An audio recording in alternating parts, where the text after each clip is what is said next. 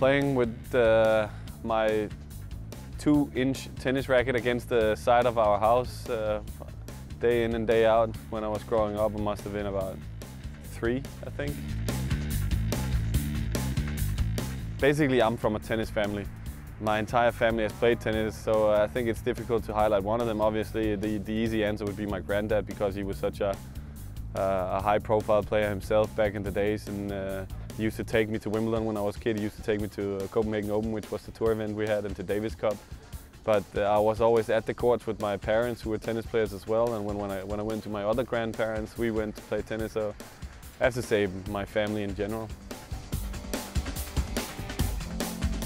I think I always looked up to the Swedes, Edberg and Larsson, and I also really liked Pat Rafter. I liked the very aggressive guys who took the outcome of the matches in their own hands, and obviously now Roger's #1 for me. It depends a lot on how the week is it built up to a tennis, but if it's a real proper training week, I would say 4 hours of tennis a day, with maybe half an hour of preparation before each hit, and maybe an hour of physical workout. Depends a lot, but I would say that's a general gist of it. Yeah. I try to remind myself that this is actually an extremely privileged living, and if I start complaining about stuff like that with the position I have in the world compared to a lot of other people's positions in the world, then I get very humbled, and I'm able to see that that complaining about a little bit of rain or wind is actually pretty pathetic in the greater scheme of things, and I try just to get on with it. Burgers. I love myself a good burger.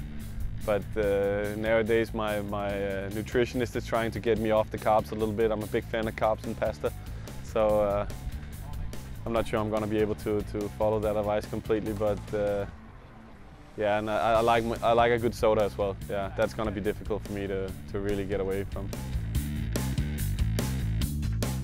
Obviously, growing up with Wimbledon as being the highlight of the year, and I've visited. My dream must have been to play here. I don't think I've had much dreams about winning anything, because it